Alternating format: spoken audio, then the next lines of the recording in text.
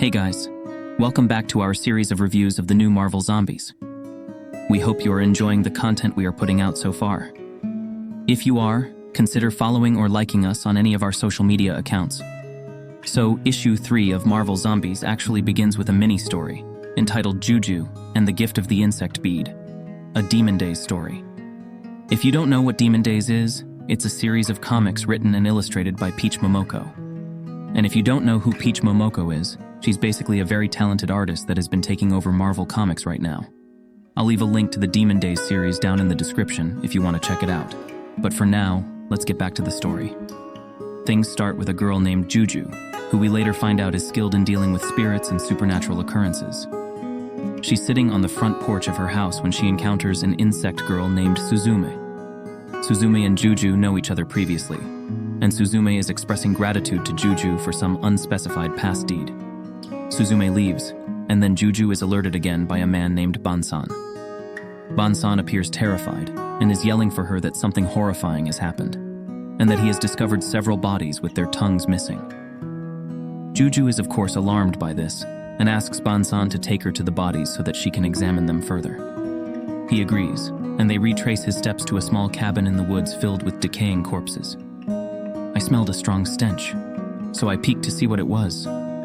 "This must be the uneasy feeling I was having," says Juju, staring at all the dead bodies. As she is looking inside the mouth of one of the corpses, confirming that indeed the tongues really are missing, she turns to Bansan and asks if he's ever heard about the story of the Valley of 16. "It's a story from Toyama Prefecture. 15 lumberjacks were found dead with their tongues missing. There was one survivor. He said that a young lady came to them in a dream and warned them not to cut the sacred willow tree down." She goes on to explain that all 16 lumberjacks were rumored to have had the same dream about the ghostly woman, but they all ignored her warning, and as a result, they were cursed. Since then, there are those who have claimed to have seen the woman. Only now she wears a necklace made of tongues. And if that story isn't eerie enough, Bansan and Juju begin to realize that the corpses before them are not as dead as they thought. "What? They're moving, are they alive? What do we do?" "In order to stop them, I need to appease the wrath of the curse," Juju says. The two of them then hurry from the cabin, away from the zombie lumberjacks now chasing them. Armed with the knowledge of the folklore now, Bansan reveals that on his journey, long before he reached the zombie-filled cabin, he actually passed by a bunch of lumberjacks who were bragging about a willow tree they had cut down. "Do you think it was them?" he asks Juju. "Take me to the willow tree," Juju says. Running through the forest with the zombies at their back, Juju and Bansan arrive at the willow tree to find that it was indeed cut down, and that all that remains now is a stump and something else. "Do you see her?" Juju asks Bansan, staring up above the stump. "See who?" Bansan replies, more worried about the zombies closing in on them. Juju gets an idea and takes out the insect bead that Suzume gave her earlier and kneels before the stump. She places it in the center and then begins to pray beneath the ghostly woman. It doesn't take long for the spirit to wake up from Juju's tactics. She takes one look at Juju and then the insect bead, and Bansan about to be dragged off by one of the zombies, and without explanation, uses her powers to turn the willow tree roots into hands and grab the zombies, pulling them into the decapitated willow tree. "You said you are Juju. I will remember you," the woman says, then disappears. "Juju-san, what did you do?" Bansan asks, getting up off the ground. "I didn't do anything but pray to her. I didn't expect that insect bead to work," Juju replies, in awe and curiosity. And the story ends there, with hopefully more to come. Shifting back to the main storyline of Marvel Zombies. We pick up somewhere in the Pacific Northwest, with Black Widow and Hawkeye. The two of them are scouting what appears to be a sanctuary, filled with actual humans and not zombies. They're arguing about whether to check it out or not. "It does seem like there are people down there. Actual alive people," Natasha says. "Yeah, I don't like it. Too good, too easy," Clint replies while eating food from a can. "After all we've been through, all we've survived, don't we owe it to ourselves to at least check?" Natasha asks. "Look at you, Miss Glass Half Full. You've come a long way from the cold KGB assassin," Clint muses. With the decision made, the two make their way towards the community. A cluster of makeshift houses and radio towers, which is how they found the place existed. "Wow, Hawkeye and Black Widow. Welcome to our little sanctuary, Avengers. I take it you're here because you picked up one of our radio messages? One of the men from the sanctuary greets them. That's right, Natasha says. Glad to hear the radio tower's working, another man replies. Indeed, everyone who remains deserves the safety we've been so privileged to enjoy here. I'd love to know more about that actually, Natasha says, suspicious. What keeps the zombies at bay? Well, it's some sort of object. But to be frank, we're not really sure what it is, nor how it works, the second man explains. They then ask Clint and Natasha if they will take a look at it for them, and Clint is just excited to be around people again. It's surreal, seeing actual people again. Thank you, Nat, for keeping me going, giving me hope, he says to her privately, while they are being led into a cave in the side of a mountain. You can thank me once we understand what's going on here. Not before, Natasha replies, rightfully skeptical. The group descends into the cave until they arrive at the mysterious object.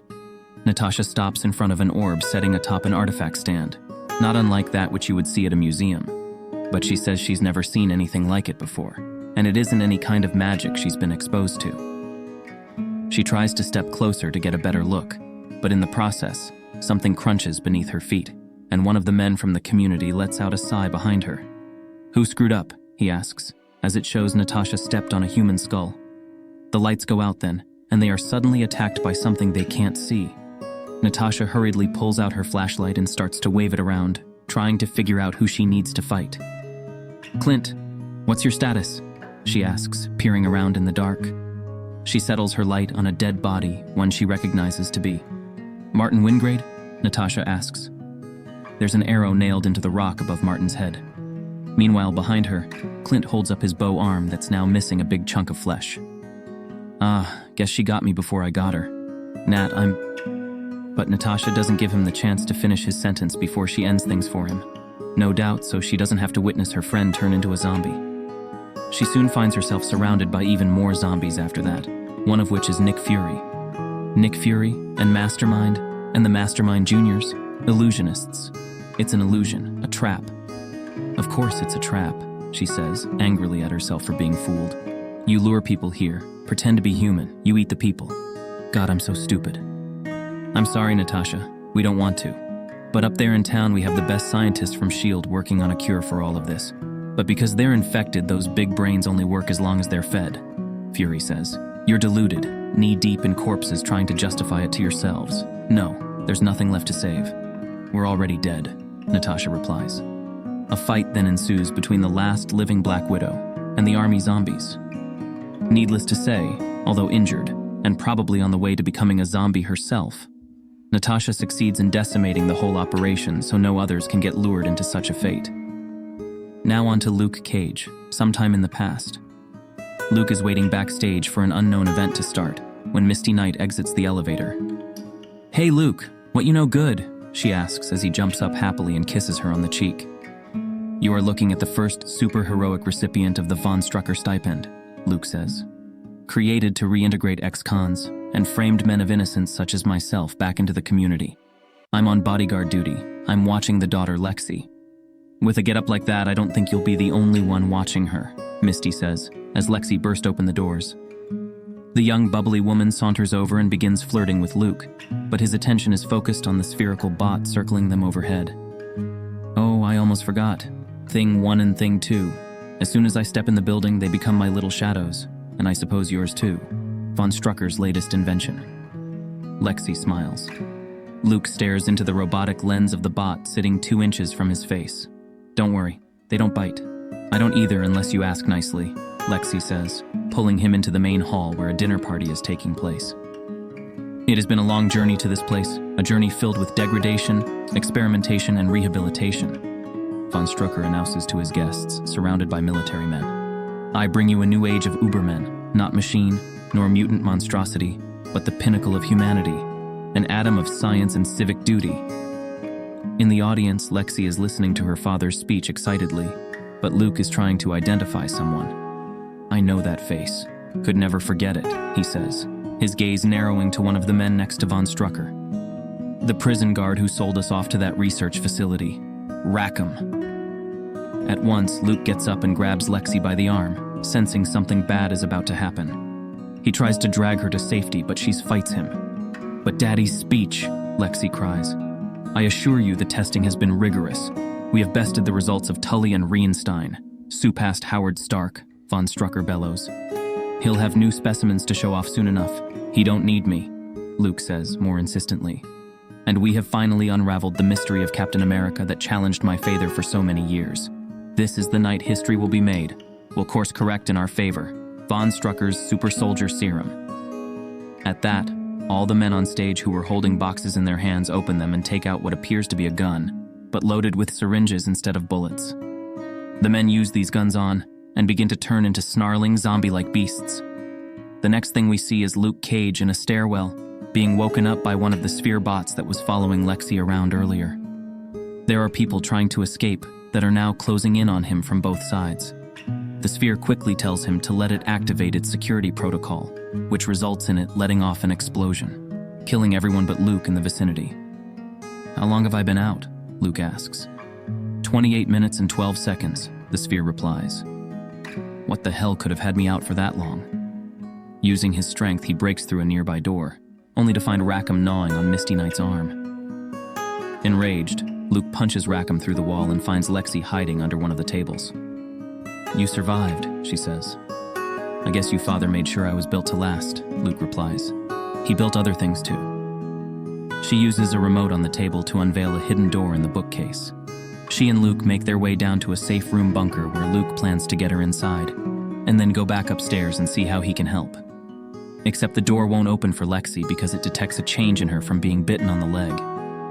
Alexandria von Strucker, your form has been compromised. Entry denied, the computer says. Lexi then turns around and vomits all over Luke, going into full zombie mode. The book ends with Luke backhanding her zombie form into the door and killing her, then turning into a zombie himself. And that's it for issue number 3 of Marvel Zombies. Thanks again for watching if you made it this far.